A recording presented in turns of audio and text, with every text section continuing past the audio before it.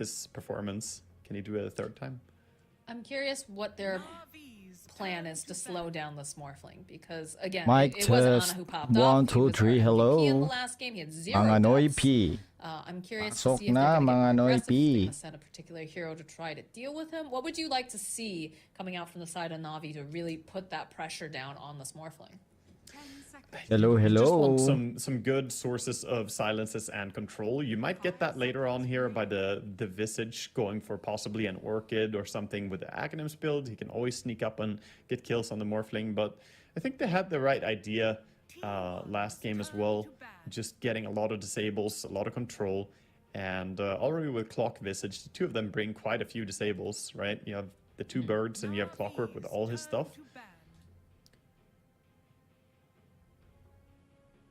The important thing is just going to be setting up lanes that function so that they all hit the power spikes that you expect. Last game, they lagged behind and their power spike didn't hit cleanly, and that was the main issue. That's why Cuckoo could just stand in the laning stage and have an extended laning stage, if you will, just farming his entire Aghanims before ever leaving bottom lane on his Vengeful Spirit.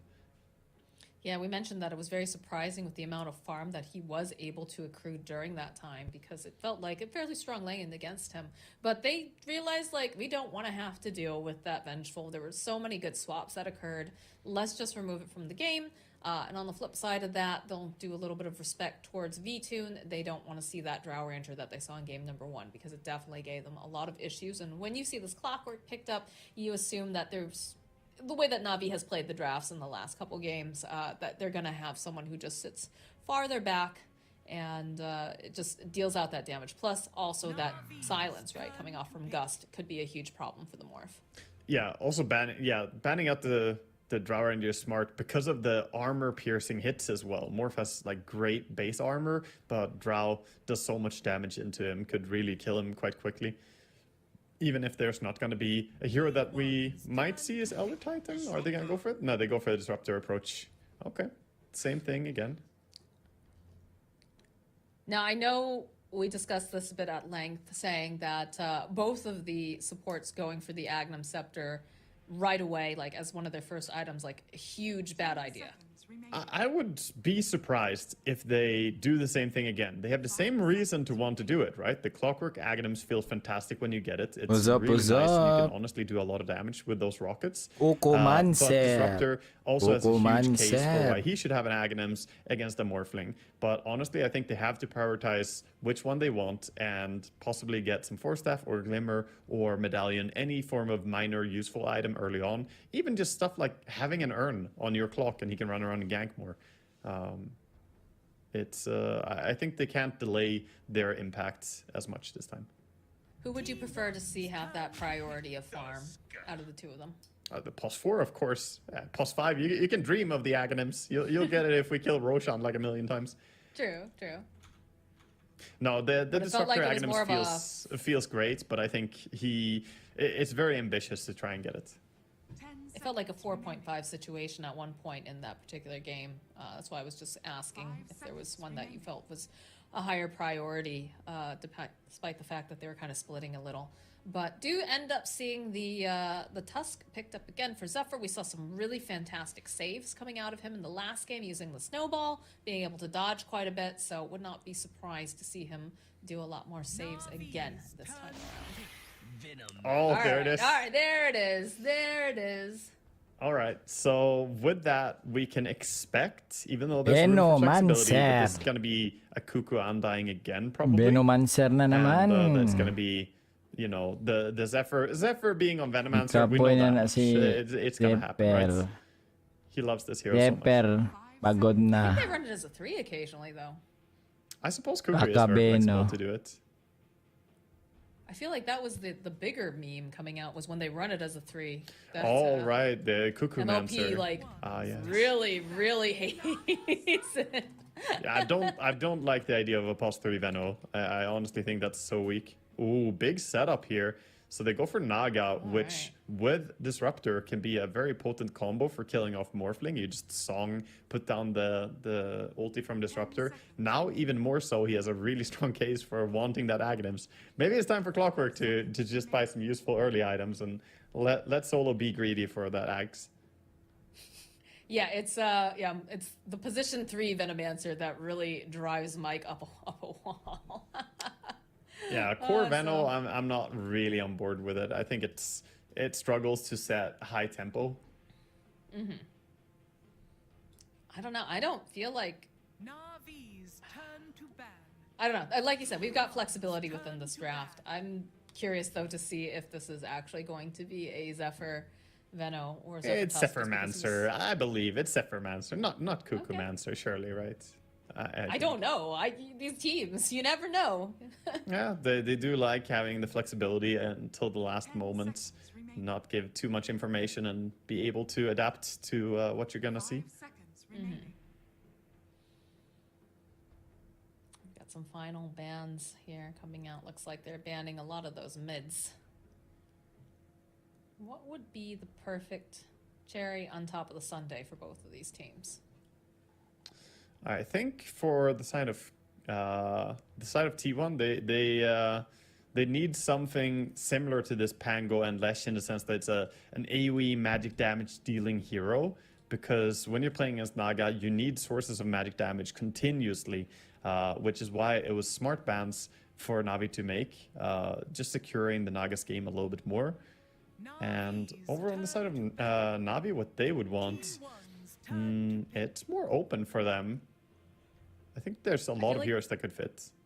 You need something pretty high tempo though, right? Because Naga tends to take a little while to come online, and you want to be making space on top of everything else, which is going to be provided with the Visage, right? Visage is going to be able to use those birds, help push down towers. You've got very active supports in the form of Clockwork and Disruptor, but I feel like they need something else to pair along with the tempo that they need to be setting. I think it looks like a great game for Spirit Heroes. Looking at T1's draft, they have very bad disables. They have Tusk and Morphling, and that's it for now. Having both Veno and Undying unable to do anything to TP outs or Remnant usages from, like, from an Ember. Okay. Hello. Were you expecting the Pudge, the last pick Pudge? I'm sort of ready for anything when it comes to T1. I'm not surprised to see them throw curveballs. This is the team that you kind of have to expect them to do something like that. The Pudge here is quite likely going to be just a mid Pudge, right? That's what I have to. I'd have to Pudge. expect. Yeah.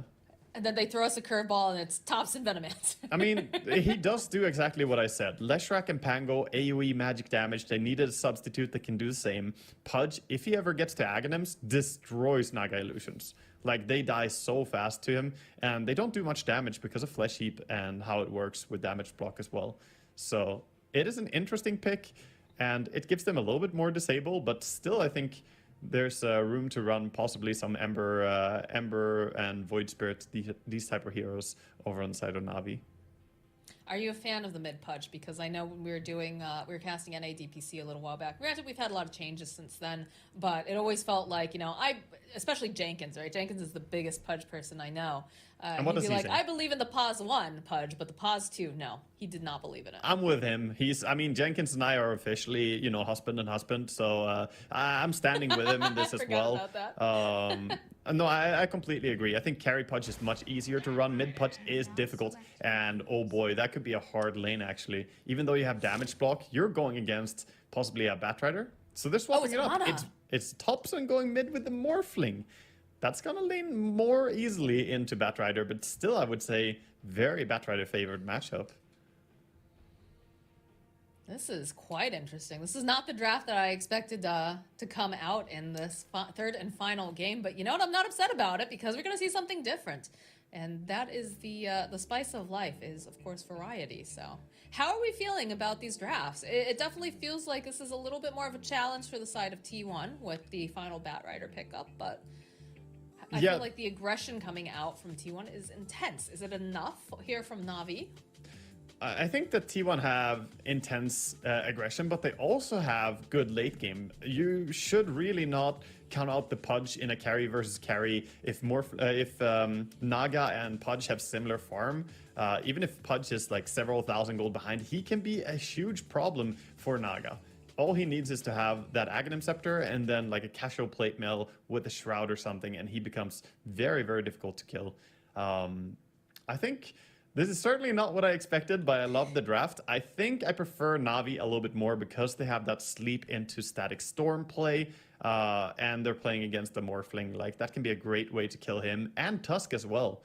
Tusk can be Bye-bye problematic when he has T1 Blink na Dagger and ba? Snowball, but you can Guys? sleep and combo. I like Navi a little bit more here. Or magsistay pa It's to? also important to note too, this time around we do not have Zephyr Good on the luck, Tusk. It is good going to be luck Whitman sa who's mga playing it, nagbet. Good because we have a luck. Venomancer now in the game. So could see a little bit of a shift here in terms of how active or the positioning that's going to be coming into play in this next game. But I'm excited either way. We get to see a safe lane Pudge. We get to see Thompson playing something a little bit different, and of course we have some very talented players over on the side of Navi who are going to be battling it out for this upper bracket spot.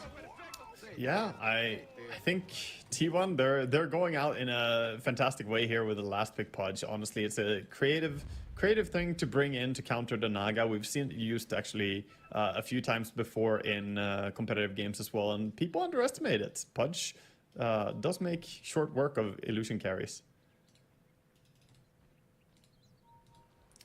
I'll have to see if they can make it that far. That is always the question, because you can have a roadmap, but it doesn't mean that you aren't going to run into some bumps along the way. But these are all excellent players, and they're very good at adapting. Yeah, see smoke in and dropping some wards. 30 seconds to battle. Can Just see that's barely gonna Venus. evade being revealed there. The smoke timed out, but they were not in the vision of the Radiant ward as the smoke ended. Naga sending over some of these illusions, trying to get some information. Yeah, and he's going greedy, going for the Bando Elven Skin Quelling Blade starting item build. No region again here on the safe lane, similar to his Lina build. I was about to say, I feel like that is a common thread. But 3 bounty rooms going over to the side of NAVI, so they are off to a great start. Yeah, it's nice. They get a slight advantage here in laning stage. And like I said, I already thought that Batrider is a very strong mid hero and hard to lane into. Morphling fares better than Pudge would in that matchup. But still, I think no one has a great setup here to have a good game. With the Bounty Rune advantage and being Batrider, he's going to have early bottle. This will be important first few CS for Thompson if he can get some denies. Now this is interesting to note too. We've got Anna and Whitemon facing off with a V-Tune and Solo in this bottom. Yeah, they're pairing the Pudge into the Naga. They wanted the matchup. He didn't want to go against the Visage, and he wanted, more importantly, he wanted to be against the Naga. Has been killed. We'll end up losing that courier right off the bat. But I feel like this is just going to be a brawl down here. Man, Thompson has so many stacks on him over here in this mid lane. That's pretty spooky. Has forced out the magic stick charges, but it's not an easy lane when you're up against Batrider. Yeah, has to back up and try to regen a bit, but like you said, this lane will be no one being in control, and Thompson having to try and get what he can.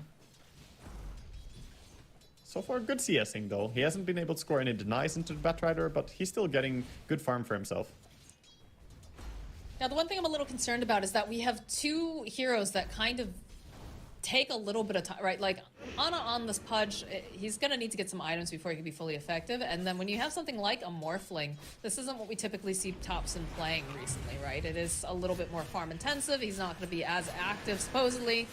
Bottom lane, Anna ticking down quite a bit. This is not looking great here. They do have the snowball. They're going to try to go for the save, turn their attention over onto Solo, but it's still going to be Solo who gets the first blood. Nice play there by Navi. And I think Pudge struggles with one thing here. He's a little bit squishy in the early phase. As tanky as Pudge will get later on, I am surprised that they matched him up against the Naga, because it is a counter later on, but right now, not so much.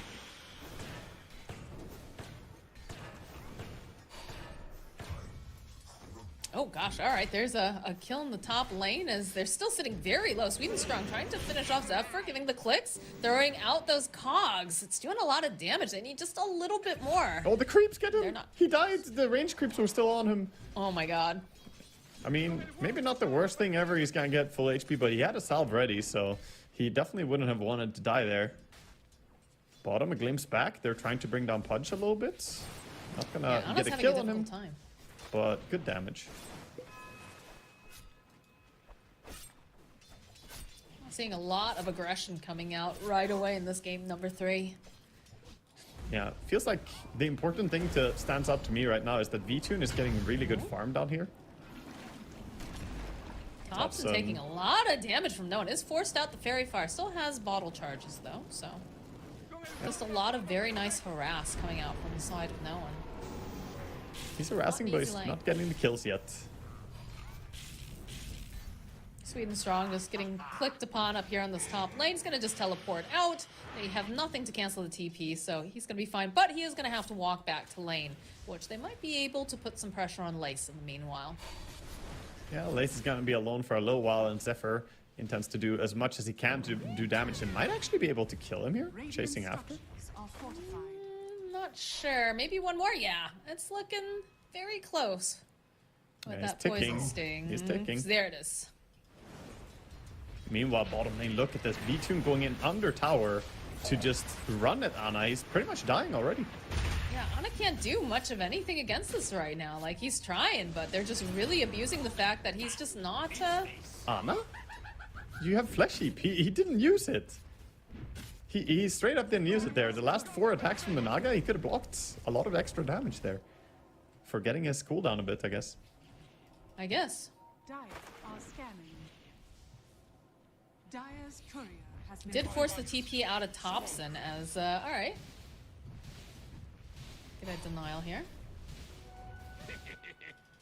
Gonna try to make the play though, knowing that they don't have the disruptor. They're gonna try to get their own revenge against V-Tune, but lacking some of that damage to be able to do what they need in this bottom lane.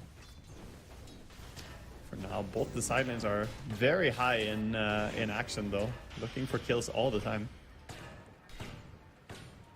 Sweden Strong trying to punish Zephyr a bit, trying to just put those nukes down. They go and they even drop the tombstone, just an attempt to keep Zephyr alive, put the pressure down. Cuckoo chasing after him here.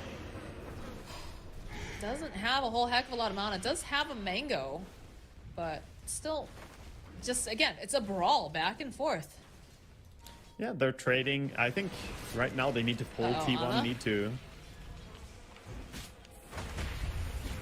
Snowball over onto Solo. Looks like maybe they can get the final hit. Can they get the kill? Yes, they will. But now V-Tune chasing after Ana.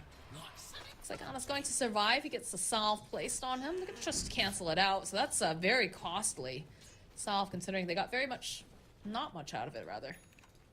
Yeah, gonna be fine on Naga though, so he can go back and keep farming. There was a pull. He can actually summon illusions and just farm this. The trolls die quite fast to him. That's exactly the plan there.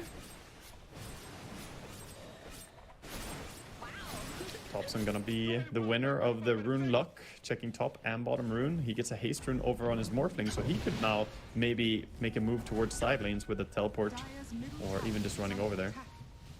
Doesn't have a TP scroll right now though.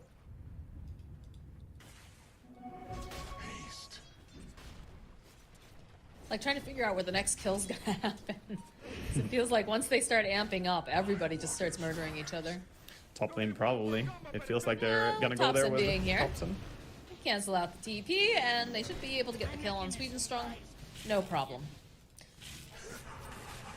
Bottom lane, though, we are seeing the Bat Rider teleport in. He's got the lasso. Their eyes are set over here on Ana. The Snowball, though, coming to play, is going to connect over onto Noah. They need to get out of there fast, and I don't think that was necessarily the play. They cancel out the TP. They'll get Ana. They should be able to get White Mon as well. A good rotation coming out from no one, and a smart choice in who he wanted to lasso there. Yeah, they managed to get both of them. They were Hello, stacked up, so immediately got guys. sticking napalms on them as well, on the two of them. GG. And there was no real way for them to escape. Look at Solo placing a deep ward immediately after this. He puts a ward under the tier 1. He wants to get the glimpse back if he sees anyone early. But see if they are gonna wait. You can see Ana sitting behind the trees, counting. He's like, you know, 1 Mississippi, 2. He's just waiting, and there goes the glimpse. But he was patient enough to wait. Glimpse didn't stop him. That's a good call. Radiant's middle tower is under attack. Middle lane. See that Thompson and Zephyr trying to close the gap over on Sweden Strong. Should be able to go and land the Gale. Give a couple clicks. You can see that the Nog is making her way over. He should be dead here. The Morphling can just come in and swoop in for the kill. Yeah, now with Whitemon here, this is actually potentially very scary for V-Tune. Shards will connect, and he didn't opt to go for that Song of the Siren pickup. So he is most likely just absolutely dead. And despite no one in solo making their way over, they're just not going to be able to get there in time to save her. Oh, the bane of all us mid and carry players, the greed. Not skilling Song of Siren. We don't need it. There's no reason to have it. But yeah, he could have songed and TP'd out if he had it. But of course, you want to get high level Riptide and Mirror Image. Cuckoo just getting very aggressive. Is going to get cogged up by Sweet and Strong. We'll throw out a little bit of that nuke there. He's got a couple of these stick charges. Goes for another decay. Sitting pretty big. This is a big boy. Cuckoo's This is just dying. alone But there's against the so world. many people. Yeah, there are 4 heroes from the side of NAVI. He really wants to skill on Sweet and Strong, but he's not going to be able to find it. And he does not have enough mana to... Oh, well, there's a little bit more. So he'll He's buy still himself alive. a little bit more decay. He's got 28 stacks of decay. Going to get thrown back into the corner with V2. But look at how many heroes rotated up to this top area to take care of this Undying. Jotted up as space created, I think. That's completely fine. Yes. Now, Thompson, though, invading the buy angle. Yeah. It's also a lot of time that Ana gets to recover a little bit. He didn't have the best start down there on his Pudge, but now, you know, Cuckoo going man mode, just forcing everyone to come to top lane, gives a little bit of time for Pudge to find farm bottom. This is true. That is pressure alleviated. So they've essentially drawn almost all the heroes on the side of Na'Vi up to the top portion of the map after that. Granted, no one was just farming in the mid lane. That's getting very close to those boots travel, but Ana gets a little bit of a reprieval here in the bottom lane. Right now, T1 are playing with so much information. Their ward game is really strong right now. They have 4 wards down, giving some crucial information, and I think they can make some informed decision where they want to play now. If I was them, I would probably try and make moves towards bottom and try and open up the map a little bit more by removing that tier 1. They're trying to put the pressure on here in the top lane as they are smoked up. Yeah, they're wrapping top instead with the smoke gank. Lace feels it though. Lace indeed feels it. They're off the shards, try to get the vision. They do have those wards, so they should be able to find them quite easily with the follow-up and the tombstone. So there is not going to be any visage here as they'll put the pressure on this top tier 1 and also try to get the final hits on these birds. I'm not entirely sure they can just take this tower by pushing without a creep wave. They are gonna go for it. I suppose maybe they can. Yeah. Doesn't look like anyone wants to go into this nasty place with tombstone and Venom wards down. Comancer. Is forced out here using that piggy pole. It's like no one was considering making a jump on him. Didn't opt to use the lasso as the top tower falls. All right, there we go. A little bit of a hook over onto no one. They'll turn the tables on this Bat Rider. He went in for the gank and got ganked himself. Yeah, and that's a really important kill. Like I was mentioning, this Pudge, he's gonna want to just farm until he gets his Aghanim. So if a kill can come to his lane, he doesn't want to make a move somewhere else on the map. But if they come to him, that's just amazing for him right now. But meanwhile, of course, his counterpart, the Naga Siren, is farming up a Storm. She has already got Power Treads and Yasha going straight into that Manta Cell. It's gonna be a really early one.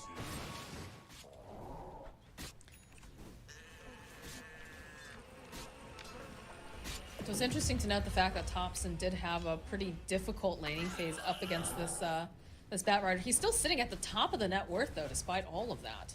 He's playing fantastic. Honestly, he laned it really well. He was very much aware of his limits. He looked like he was close to maybe getting caught out, but always had just enough to back out in time. And yeah, he's building up to become that, you know, the right-click carry in their team from the mid lane, having the Dragonlance already. So it looks like Sweden Strong, his life has been placed out nice and tidily in his quick buy, is going to be going to next item, Aghanim Scepter. He's going to go drop the tombstone, follow up with a nice snowball from Whitemon. They're just going to obliterate this poor disruptor. And no way Take for control of survive this for him. whole jungle area. Yeah, they're going in. They're fighting again to continue having this deep vision and play under that area. Meanwhile, though, Thompson is trying to set up something top. He says, I'm invis, TP in. Maybe we can kill something. They want to get Visage. A And they're gonna have to respond here because they drag back over onto Zephyr. And Zephyr does not have his ultimate, but they should be able to punish no one. They roll forward with that snowball. There's the click. Whitemon will finish him off, and Lace now just running for his life. Although B-Tune is here, they have the net. And go put the nuke damage down over onto Whitemon. There it is, a nice hook shot coming out from Swedenstrong into the silence. Beautifully done by the Disruptor. That is a killing spree that has just been ended. And that is some more push here in this top lane for the side of NAVI. Swedenstrong with a really clean hook and push back there. That was so good. And they're enabling everyone. They're bringing absolutely everyone to this fight. Recognizing that T1, usually when teams run a carry pudge, he does take a very passive role in the early game. Literally just wants to sit in his creeps. And while that can be true for Naga as well, she did join this fight and she has been fighting. This is what we saw in the previous game as well. V-Tune just wanting to join fights a little bit earlier. And now with a 13-minute Manta-style power treads, he's looking real good. Thompson teleporting top, wants to go and try to burst down Lace. And do have the birds, though, to go and throw out stuns. B-Tune does have Song of the Siren this time around, so if they get too aggressive, they will have to be very mindful of the fact that she can just reset these fights. Just TP out. It's just the Venomancer. TP out. There's a lot of space, though, for Ana, like we were talking about. Again, this is a guy that has to play fairly passive. And I think what's really funny with the state of Dota right now, too, and one of the reasons why I enjoy it is, you know, if we had done this a couple patches ago, if we just passively farmed as a pudge, we get flamed so hard, right? No, you still get flamed. I mean, you can do the correct thing and still get flamed. That's the wonderful thing of Dota. Nobody's safe from the flame.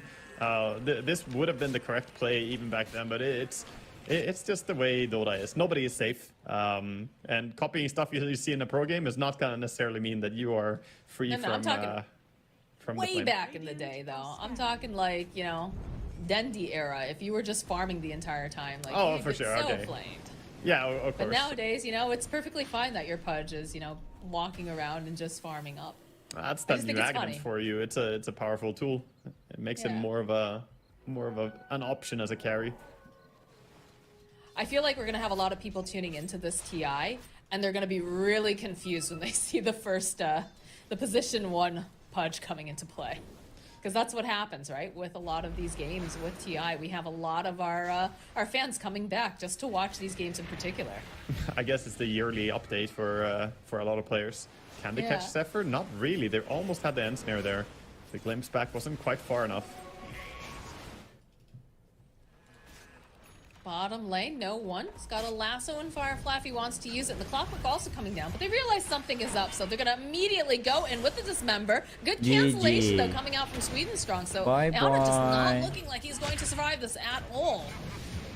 Waveform forward. They will make him pay for it, but no one should be able to make it out no problem. Yeah, end of the day, that's 2 kills going the way of Thompson. He's going to get the Disruptor as well as the Clockwork.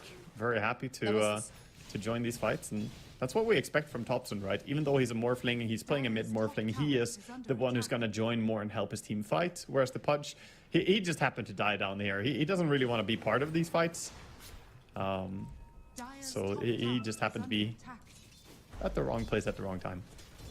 That was, of course, too, the Static Storm that got dropped, and it did delay a little bit longer, and I think that was probably a good play from the side of Solo, just being able to hold everyone in place, kind of be that distraction, so that they could finish off the kill on Ana, because I think if they had been a little bit faster on side one, they might have been able to save him.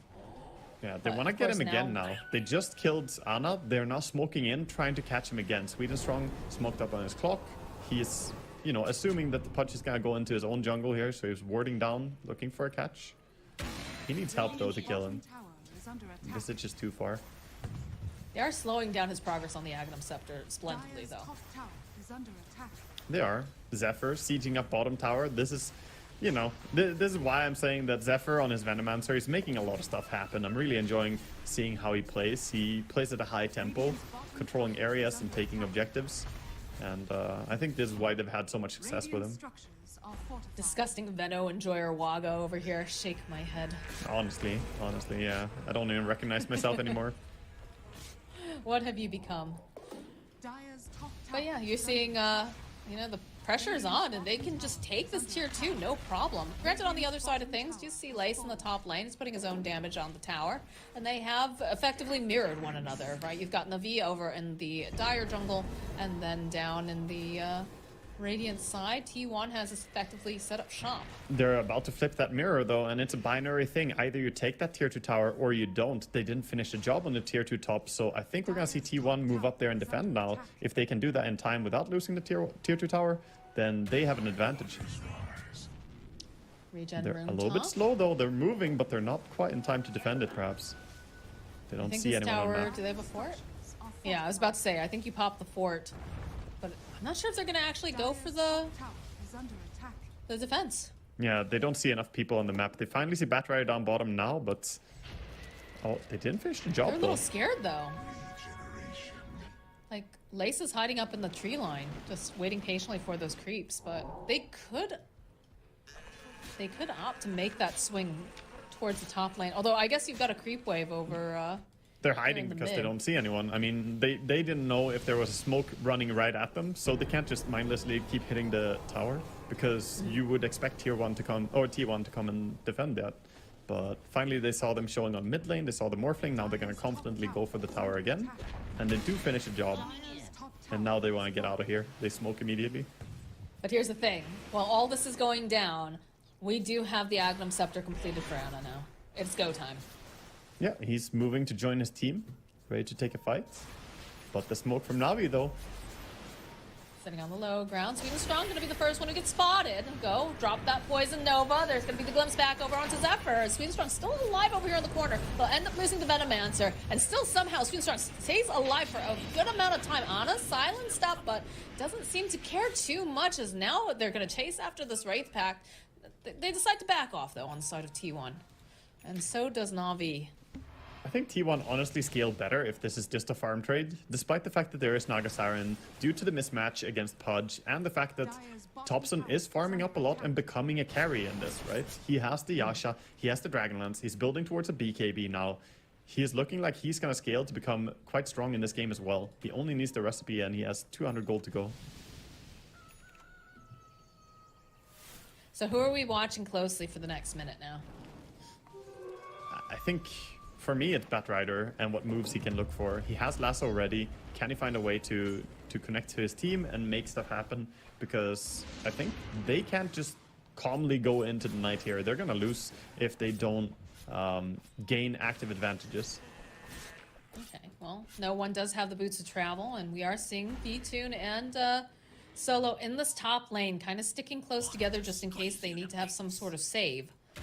Got 3 on the side of T1 hanging out in the jungle, but everybody seems pretty content to just farm right now. It doesn't feel like anybody wants to make plays, and again, with no one being kind of isolated off to the side, they have the potential to try to put the pressure on him, even with Thompson just farming down here.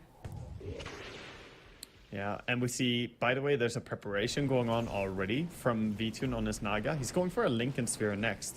And it is good against the Dismember, of course, but I think this is not even just about that. I think he's preparing for possible Aghanims on Morphling down the road, because you can click that on Illusions. It's still going to target onto the main hero, and it's super annoying to play into whenever you play Naga or any other Agi carry. Morphling's Axe really destroys you. Tried to make a smoke play on the Naga Siren, but V-Tune, realizing that he hasn't seen anyone in a while, does back off and does just teleport out. So now we have the collection of T1 here in this top area, searching to see what they can find. They'll get a little bit of a glimpse off over onto Thompson, buy him a bit more time. Ana jumping forward doesn't quite get anyone in his line of sight, as it feels like they're just keeping a really close eye here on this Roche. Yeah, this is a battle It's for very Roche scary for control. them to get in. Yeah, either team dying would result in the other team just taking Roche right afterwards. So Venomancer, of course, being good at oppressing and taking over this area. He's throwing down his wards on every single high ground ramp and gonna push back Navi a lot. This feels a little bit like when occasionally T1, they'll do this too, right? They'll give Thompson, not Thompson, sorry, they'll give Ana, you know, that high farm priority. He's the traditional carry. Same thing going on with Navi this time around, where you've got, you know, V-Tune, who's playing this Naga, is going to be the main source of that physical smoking over. damage. Ako, GG. Basang-basa. Yeah, the song, they can song to stop the Roche. It's very ambitious. There it is. There's the song coming into play. Anna and Thompson still in the pit. No one staying nearby. Waiting, dropping a nice text but they have the BKB over onto Thompson, onto the back lines of Swedenstrom, making just this fantastic hook shot over into the side cell point. Just two people off, and then they'll be able to get the kill over onto VT. The turnaround over onto no one. He is dead. Whitemon chasing after Lace now, just catching him in those shards. It's beautiful. It's a triple kill, and this is going to result in the Roche for the side of T1. I think they got a little bit baited by the fact that, oh, look, we caught the pulse 1, the pulse 2. They're standing right next to each other. Let's just drop the static storm. But there was that BKB already finished up on the Morphling. And Pudge doesn't care that much about being caught in the static storm, as he's so tanky. He survived through it all, and they just turned this fight around. I think they probably had to focus on getting some kills that they can secure more easily. The song looked really fantastic here, but I think the cores were the wrong target. If they could have caught the 3 on the top instead, with the song, that could have been a big setup. They even had 2 of them. They did catch them, and then they go in with the hook shot. Like, Swedenstrong had a great angle on that, but I think, like, Whitemon with the Tusk being able to just roll away as he did, and I don't know, as we go back into the game here, Thompson does indeed get caught, as he's going to be able to waveform up, but they still have the glimpse. He's going to get drawn in again, and that is going to be the Aegis. The rest of the team, side of T1, making their way over. I'm curious to see if they want to try to stand and fight. They are standing toe-to-toe, but now they're going to back off. They were able to get the Aegis. They're feeling happy about it. Looks like Anna was trying to go for a little bit of a hook. Doesn't manage to land it. All right, not bad for NAVI, though, being able to burn that Aegis. They get the Aegis. They did use the lasso, so now they have to dodge fights a little bit and play a little bit scared. But at least they don't have to worry about the Aegis Morphling anymore. The problem in this game is, though, they really wish that they had the Aghanim Scepters, and we are in the same spot one more time, right? The Clockwork, he only has the Point Booster and the Staff of Wizardry, and the Static Storm upgrade would be so important in this game. They're going for it on Disruptor as well. But I just think T1, they have more momentum, right? Their support, they're running with a Lotus Orb, they're finishing up an early BKB here. They're going to be getting more value out of the supports. I understand that this is like so incredibly important. Zephyr just dropping the wards, so that way they have the vision. He's like, all right, Glimpsy back. I've already done my job. Go get him, boys. And they just pop him right on out. That was a very interesting punch into hook. Double Lotus Orb now as well. They can dispel the sticky napalm all the time, so Batrayer's DPS is going to be terrible because he really relies on getting high numbers on that. But now with both Lotus Orb on Undying and Veno. Thought Thompson was going to go for a little bit more of an aggressive dive over onto no one. He just teleports right to the tower. But nope. T1, they're going to back off. They're happy with what they got. Going to clean up these creeps over in the mid lane. And effectively have put the pressure down over on Na'Vi. Yeah, Na'Vi have a lot of pressure, and I don't really see which power spike they're going to hit that's going to make the game a lot easier for them. They do have the Lincoln Spheres, of course, and they're building towards an Eye of Skadi on Naga, but there's no item that's going to massively change their ability to take a 5-man engagement. B1. I mean, there is, but that's the Aghanim's Disruptor, and it's far away. You need something now. T1 are just going to be the big bully here, controlling most of the map. Again, tiny Disruptor with big dreams. It's not like it's even easy for him to get out of here, get out of his base and be able to find this farm, because everywhere he goes, there's just people from T1 just climbing all over this map. And look at this, Thompson just feels very bold.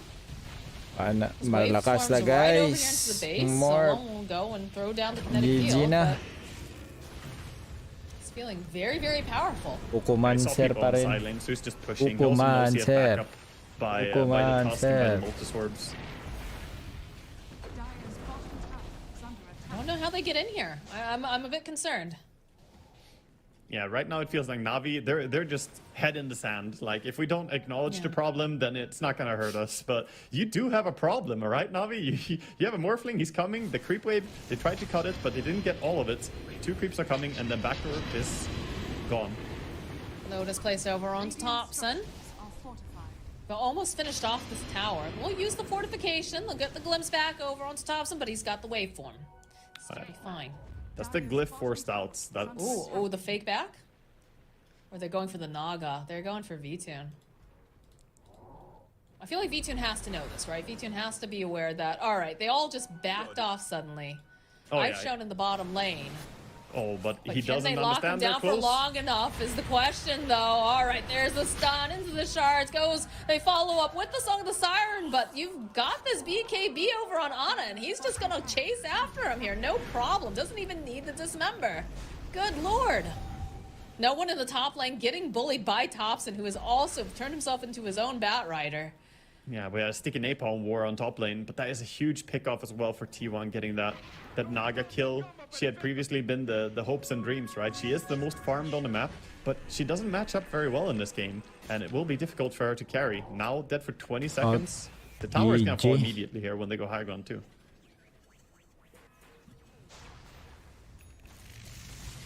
They'll throw Ana right up front and center. Topson doing what Topson does here on the Morphling, giving the clicks.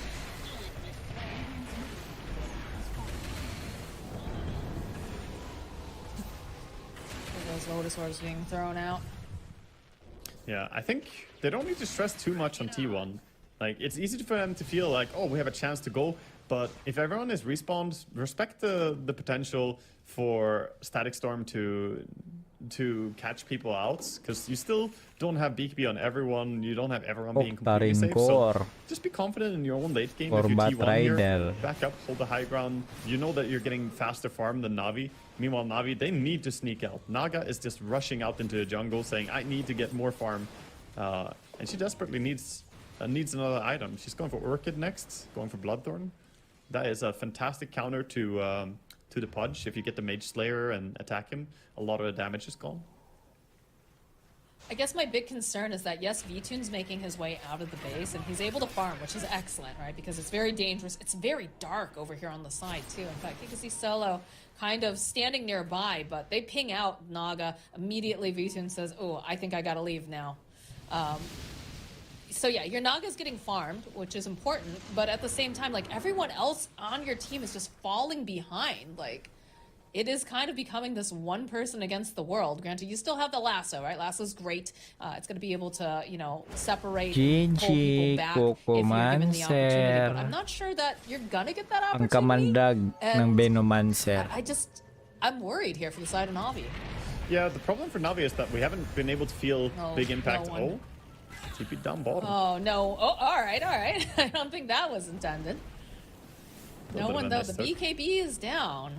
Just chasing after Whitemon. You do see Cuckoo, and there's so much damage coming out from all of these little rocket players, but there it is. They find the opening, they get the dismember off everyone to no one. He's gonna have his... no, he's not gonna make it out in time to use that TP scroll. No way.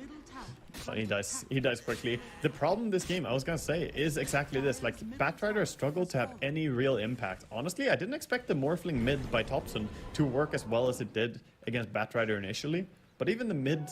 like the overall mid game, I thought Batrider would have a bigger power spike than he did, and we haven't really felt the Visage impact either. Overall, Navi have just been pretty like disabled by T1 and the way they played this game.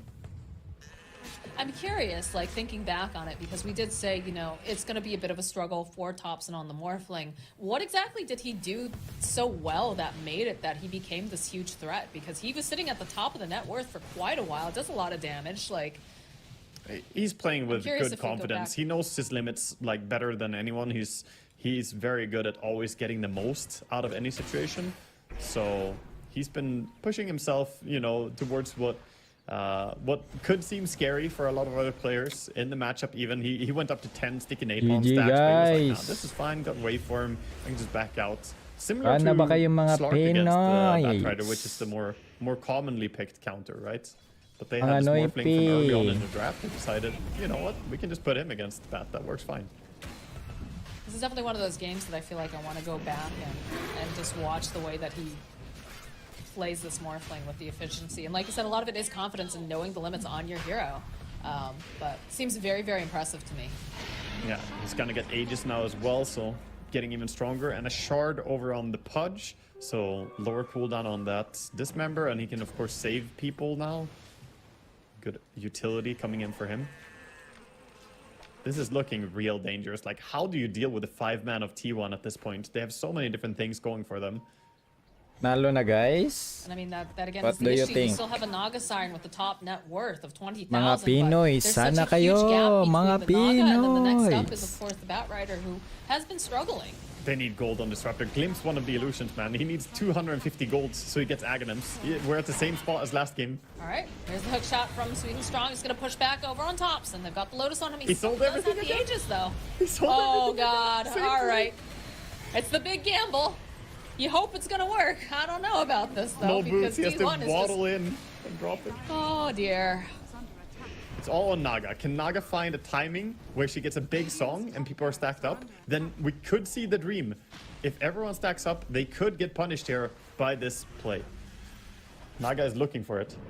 She's eyeing it. Dive forward here, coming from Ana and Thompson. Okay, there it is. But again, this Pudge doesn't care so much. This Thompson is probably going to care a little bit more, but they do manage to split the fight up with Whitemon over in the back line, so he's not going to have the snowball to go in and get the save, but they can't do enough because he does manage to get over there in time with the snowball, saving up that Thompson here. And they go and drag back over onto Lace. The buyback coming out from V2. They don't want to get knocked down as they'll end up losing Whitemon. Season Strong running away, Thompson waveforming, chasing after him, should be able to clean him up with 1, 2, couple hits. And now another buyback coming out from Lace. V2 though left alone, he doesn't have any friends, he doesn't have the help that he needs because they're just giving him the clicks right down. They'll get the kill on the Naga. That is a dieback. Cuckoo just trying to run away because no one wants something for his troubles. We'll be able to find it. And now Thompson gonna get glimpsed back. Immediately dropping the Manta, gets nuked down a little bit. Another Lotus being placed on him. Still has that Aegis. It's him and Zephyr really against the world. No one really wanting this. The waveform forward though, he's thinking about going back in. That is the Aegis. He's gonna come back. It's gonna be fine. And maybe even wants to push here. But I think he should respect that Clockwork is respawning as well. He's gonna be greatly outnumbered if he goes in. So he thinks better of it. Gonna back out.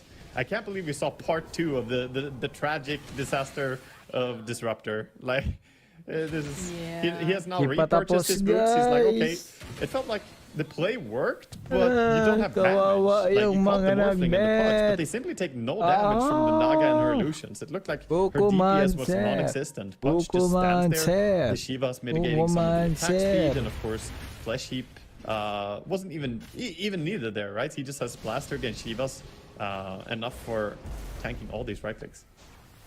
I mean, like you said, it's a huge problem is that you can get these nice setups, right? I thought that was a very nice song. It was good. They needed great. It was a good song. They needed a great one. They needed like 3 or 4 heroes next to each other, not just 2 heroes. They needed some Mozart level stuff going on during that. And I also thought, no one identifying that Whitemon has been, this person who's able to get these saves down, but they weren't able to finish him off. I was like, oh, they don't have the snowball. Like, this is their chance. But then all of a sudden, Whitemon, he's there and he's just saving everybody. Like, it's insane. Thompson is in. Again, all right, here we go. They grab Thompson. Waiting. There's the hook shot coming in from Sweden Strong. It's a lot of hatred, a lot of damage being placed over here. Wait patiently again with those saves, the follow-up, the clicks over onto Sweden Strong, the BKB popped over onto Thompson, over onto Ana. They're just kind of stuck in the corner. The song does get used by V2, but Ana blinks forward.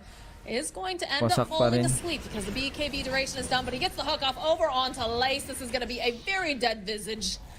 And T1 just finishing off this top racks with Thompson. Just a glimpse back here. No one trying what he can, but it is very difficult because there's Ana jumping forward, sees V2, wants this kill, gets the hook going on in with the Walrus Punch.